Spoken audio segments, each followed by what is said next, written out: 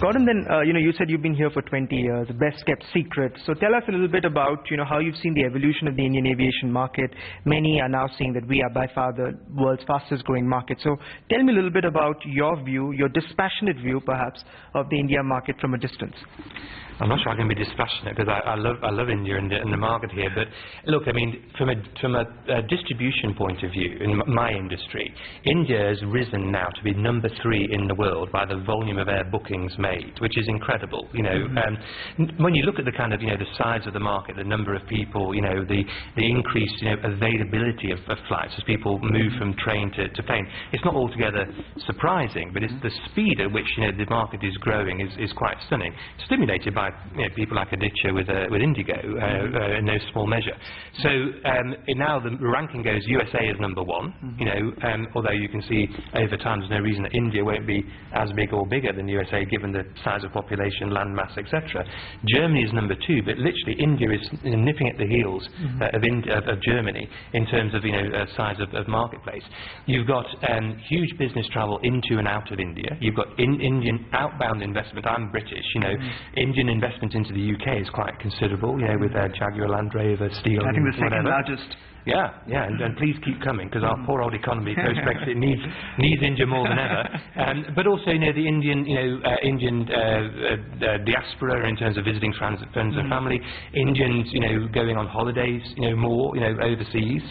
All of that bodes extremely well and positively for the industry, which we're a key part of the, for want of a better word, the plumbing of, to enable all of that integration seamlessly to take place. Aditya, in many ways, IndiGo is a manifestation of this optimism, of this growth that that he's talking about, and just in the month of October we've seen a 23% plus growth. How do you see the rest of the year panning out for the aviation industry here? I think the word you use, manifestation, I totally agree with that, and I'll tell you why. Because there are a lot of industries out there, all Indian businesses.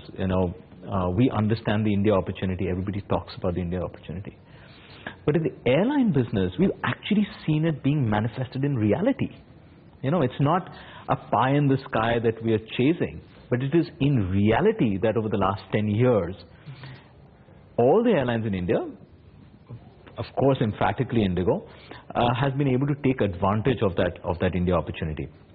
I remember when IndiGo started off, the entire Indian aviation industry put together was, I think, 17-18 million customers a year.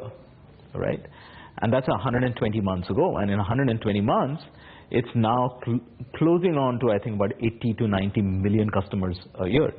This year IndiGo will alone carry about 50 million customers, give or take, maybe 45-50 million customers ourselves, right?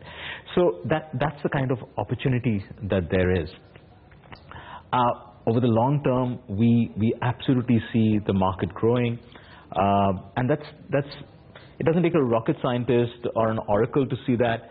You just see it because it's in such a large country with so few airplanes, one of the most underpenetrated aircraft markets in the world. There has to be the need for more airplanes to be able to provide a consistent, reliable, affordable product for these tens of millions of Indians to travel and to get to opportunities that they could not take advantage of in the past. Talking of affordability, even the government has sort of galvanized into action now with the regional air connectivity scheme. But the overwhelming response from the aviation industry is also a bit ambivalent about the effectiveness of it, especially when airlines like you all have sort of had concerns with the cess being imposed, to cross-subsidize other routes. So in that sense, I mean, do you really feel that the cess is perhaps not the best way to kind of, increase penetration that you're talking about? Look, every once in a while, you will have policies, some will work, some won't. But it doesn't take away from the fact that, there are more and more people traveling. Fares are dramatically down from where they were 10 years ago, right? Probably one of those rare consumer products where 10 years ago we had a certain price and today that price is less than half of what it was 10 years ago, despite fuel going up and inflation going up and wages going up and and airport charges going up. And that's a function of people like us bringing in more capacity, bringing in more competition, allowing more and more people to fly, and some, as I said, some policies will catalyze, will act as a catalyst and galvanize that further. Some may work, some may not. They'll have some specifics. But I'm an eternal optimist to see that if the last 10 years has shown us anything, it is the growth, it is the real opportunity, and you know. But have the assurances from government on the CES front assuaged concerns of airlines like yours?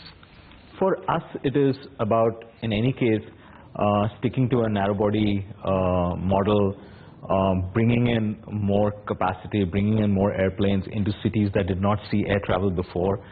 And with or without that policy, IndiGo has been able to bring down fares in any case and has made it more affordable. So no meaningful change in your strategy per se following? Same old, same old. Gordon, you know, globally we are of course seeing this, you know, this larger debate where a lot of concerns are being voiced about globalization, free trade. And I'm guessing, you know, it cannot be good for the aviation industry, especially when politicians are beginning to talk more about, you know, sort of stopping the flow of immigration into countries. Is that a threat you feel to the aviation industry globally, especially when this happens, you know, and if immigration is curbed, obviously then, you know, international air travel will also be hampered? I'm not sure that's the kind of immigration, to be honest with you, that people are really going to be bothered about. I mean, when Donald Trump talks about building a wall, and let's see if it's a wall, a fence, or it doesn't exist at all when he becomes president, he's not trying to stop people flying, you know, from and to Mexico. He's trying to stop people coming across the border illegally, which I don't think is going to have an impact on the aviation industry. Near term, of course, having trashed the Mexican peso, you know, I think you'll see air travel from America to Mexico go up because it's only a very cheap destination. But all kind of, you know, joking apart, I mean, global trade is reality, you know, and you've got people like, for example, the British. You know, we said we don't want to be part of the EU because we don't want to have, you know, all the negative sides we see of the EU in terms of, you know, some of the kind of labour movements, but we absolutely are a free trading nation, and we want to become even more of a free trading nation. To trade, you need to go visit, break bread with people, you know, look them in the eyes and do deals. That all involves getting on aeroplanes. You know, the diaspora around the world, you know, Indians who live, you know, India's got one of the biggest diasporas anywhere. They're going to continue to travel to see relatives and friends, to educate, you know, abroad or whatever else they want to do. But also you're going to have more and more people coming into India for the same kind of purpose. So I don't actually see, maybe I'm glass half full on this, I don't see, you know, some kind of, you know, closure of trade. You know, quite the opposite. And I think the aviation industry is in a really good position because a key vehicle of enabling that.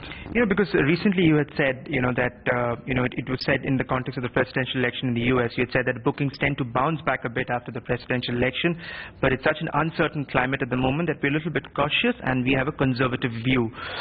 You said this before the elections, of course. Have your views changed? Have you seen anything that gives you more hope? What's it looking like now? Yeah, we have seen a modest bounce back post-election in America. I think, you know, the views of uncertainty, exactly what's going to happen, are still out there. I mean, it's early days, and, you know, Donald Trump is still putting together his cabinet, and also he's actually now talking about some policies which, you know, as an observer, was not really a function of the elections that, you know, were out there.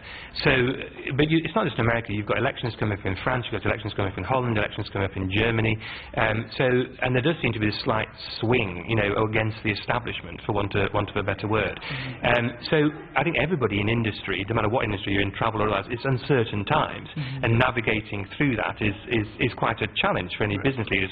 But that's what we're paid for, you know.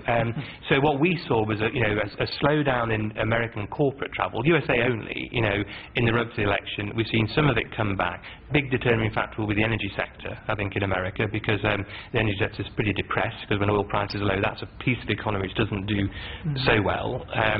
But I think also, if, you know, some of the stimulus that Donald Trump is talking about for America in infrastructure building, etc., happens, then that again has got to be good for the travel industry, because it'll be investment, more money in people's pockets, you know, etc. But I think most business leaders, myself included, and I think Aditya is the same, look at his plans in terms of the investment in new planes and new services. You invest for the long term. You know, blips happen all the time, and that's why we don't manage quarter to quarter. We manage, you know, long term for the right thing, you know, for the business, and long term the prognosis for travel and, you know, people's desire to travel, appetite for travel, the capacity to travel is one of the most solid and you know, resilient and also exciting sectors of the global economy. Aditya, you've had a great, you know, sort of a good year so far. I mean, in the starting of the financial year, your market share was about 38%. 48%. At the end of October, I think it reached over 42%.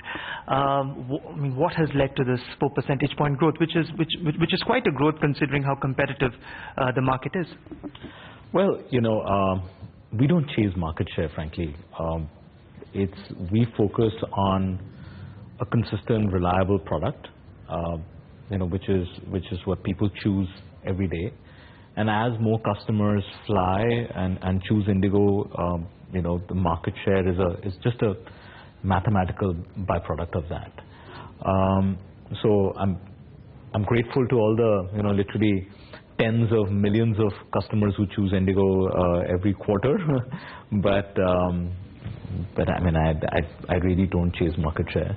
If you when the DGCA data comes out, I'll remember the market share for about a day or so. But after that, if you ask me, I'll probably get it wrong. Why I'm asking this, is this an anomaly? I mean, the sort of 4 percentage point growth that we've seen, I mean, is there something fundamentally different that you've done in the last 6-7 months? I mean, which is now being reflected in the numbers? No, not really. I mean, we've been yes and no to answer to that, in the sense that I think it's been, since 2008 or 9 that we've been sort of consistently growing, but that's also a function of the capacity that we bring in and the people we fly. I had said this on not my previous earnings call, but the earnings call before that, so about 3 months, 4 months ago, that we will now have a more aggressive pricing strategy where we will go out there and deliver our products at an affordable price, and keeping in line with what the competition is doing, what the market is doing. And I think when price is equal and your product is better, I hope more and more people choose us. Is that because the A320 is, I think, 13% more fuel efficient? I think one is the fuel efficiency of the NEO. The other is our ability to control costs. We're a low-cost carrier. Our religion is to be cost-focused. The only thing that is probably different about IndiGo than a lot of other airlines is that we also focus on a very high-quality product. So if we can get a very high-quality product at the lowest cost, which is what we are able to deliver month after month, then we have a winning formula. Absolutely, the ability to focus on fuel burn delivers a cost advantage. You're absolutely right. Fuel is the biggest chunk of our cost, and as we progressively bring that fuel burn down, it will hopefully translate into a lower cost and therefore a lower price of the product that we deliver to the market. One more question, because earlier you had said that you'll be flying 24 A320neos by the end of this financial year. Because of the issues of delay, engine issues, you think that is going to change now? No, I think we'll be still in that ballpark. I think I won't be able to tell you whether it'll be 22 or 24, but we'll be in that ballpark. Our guidance was at 136 airplanes at the end of March. We are still sticking to that same guidance. Aditya, final question then to you. Over the last 2 years, do you think the competitive underpinnings of this industry has changed? Till about 2 years ago, you were the only profitable airline. Since then, we've seen pretty much everyone now sort of turning around the corner, at least reporting net profits on a quarterly basis. Has something fundamentally changed, or is it just because of fuel prices? Precisely. Is it just the fuel price factor? Because once it turns around, and then the wheat will get separated from the chaff? I hope so. Fuel price is down, so the other is that the way we see competition is literally ASK is coming in, the capacity coming in. I used to joke about it earlier that it doesn't matter if you have 50 airlines if they have only one airplane each. It's how much aircraft capacity is coming in. And again, given the size of the India market, it's only natural that people will bring in capacity, so will IndiGo. We continue to be the lowest cost producer, we continue to be the most profitable airline, and that's what I get paid for. and that's what I'm focused on. So is there any sense, because now there's a sense that the prices are going to turn around, and if that happens, I mean, it's going to be... If I knew how to predict fuel prices... I won't be sitting here. Aditya, thanks very much. Gordon, thank you very much for your time. Thanks so much. Lovely talking to you. Thank you, Ronojoy. Thank you.